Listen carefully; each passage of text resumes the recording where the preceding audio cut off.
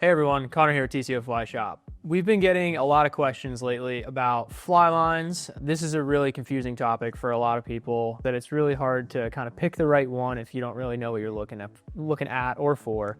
So we thought that we would kind of put together a list of some of our favorite fly lines, why we fish them, when we fish them, why we would choose this line over another. Follow along with us as we dive into all these different fly lines and their technicalities. So the first kind of fly line that I would kind of want to talk about is dry fly lines. Dry fly lines, there are a bunch of them, and there's a bunch of different ways to dry fly fish. The bugs are pretty small, so we have to have a line that is going to present those bugs well.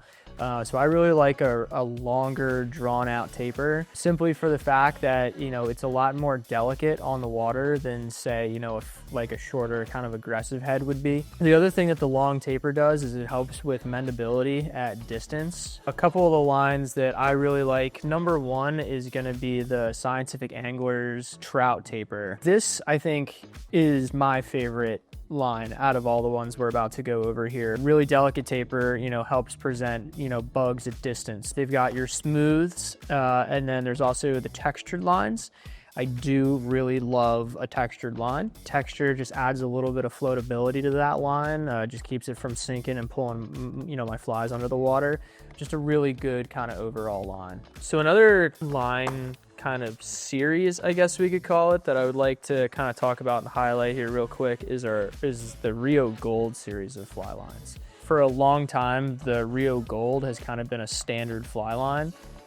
Whether you want to indicator fish, or you want to throw little tiny streamers, or you want to dry fly fish, the RIO Gold is fantastic.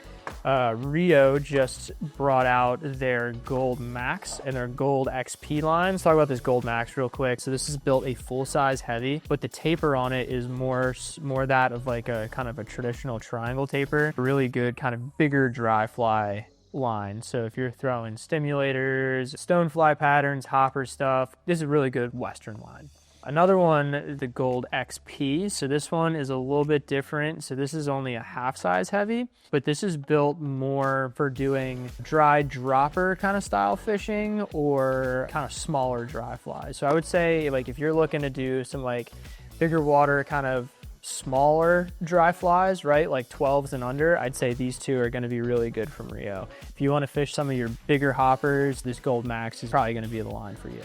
Let's talk about our small creek lines. For you blue line guys, your tight quarters, small mountain streams, these two lines are going to be really, really good for you. This one over here is the RIO Lightline. This one over here is the RIO Creek. We'll start with the RIO Creek. The head on it is going to be a lot shorter, and all that weight is going to be pushed up into the head. So instead of it being long and drawn out, it's going to be a shorter kind of compact head. And the reason for this is that a shorter compact head will load up rods at shorter distances better than a long taper will. A RIO Gold or RIO Gold XP or SA, trout taper, you have to have a lot of line out for those heads to be like working properly. When you're fishing smaller creeks and everything, you need a shorter kind of compressed head on there to load rods at shorter range, because you're probably not casting more than 20 feet, right, on a small creek, which is where something like this comes into play. Just a really good kind of overall small creek line. The other one that we really like is this RIO Lightline. It's very similar to the creek in that it's going to be a shorter, kind of more compressed head. The head on the creek here, total length on that is about 30 feet, but the majority of that head is kind of compressed up into the first, like, we'll call it 20 feet. Same thing with this guy. This whole head length is 43 feet, but the majority of this head is up inside like 30. So this is a better line for doing,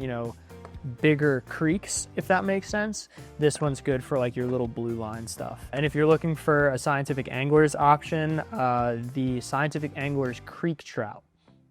Very similar line to both of these. Sinking lines, crazy world that we live in. There is a lot of sink lines out there.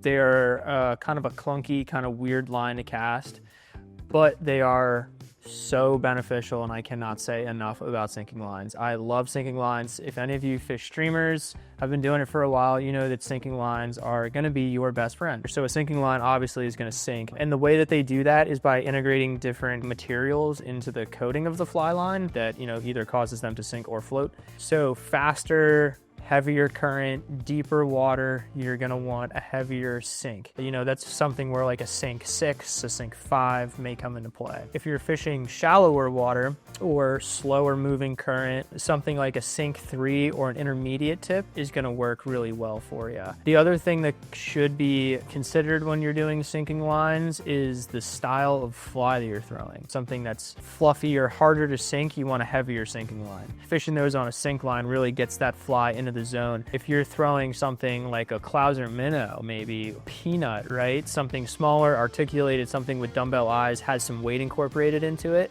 you might not need as heavy of a sink tip. So on like Leggy Boys, Game Changers, things of that style, I really like a sink 3, sink 5 for where we fish around here. But if you know you're on the smaller end of flies or like the weighted flies, you might need something a little lighter, like an intermediate tip or, you know, a sink 3 on the heavy end. I will say you can never just have one sinking line, but you really want to have a couple different ones. If you're looking to get 2, which is what you should have an intermediate and like a sink 3. Those are kind of my go-to sinking lines. But that's kind of sinking lines in a nutshell. They're rather confusing. There's a lot of them, but they can be understood.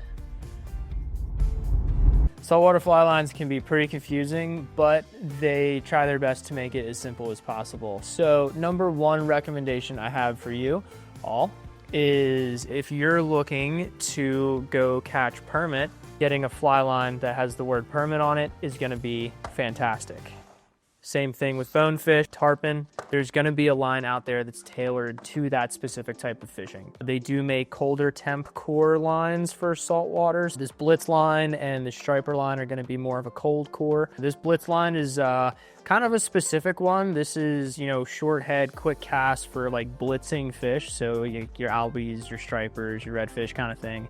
And then this striper line, you know, is kind of designed specifically to striper fish off the beach or off a boat or whatever. This is a really cool line from SA. This is their Magnitude Grand Slam Clear Float. So this is a really cool one because the tip of this fly line is actually clear. Saltwater fish can be rather tricky to catch. You know, they're very kind of observant, so they get real spooky. So having something with a clear tip on it can be really nice. Another one is you kind of have standard lines, right? So this is the Grand Slam Clear Float. This is your Grand Slam tip.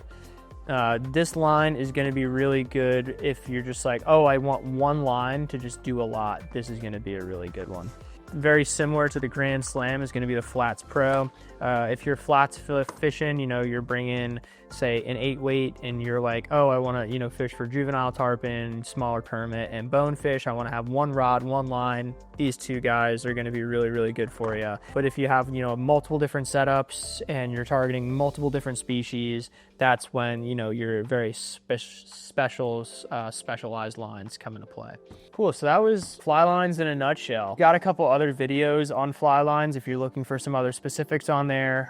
We also have some articles on our website that kind of details a lot more of this stuff. Thanks for watching. If you have any more questions or concerns, anything like that, feel free to give the shop a call or stop in person. We'll get you hooked up.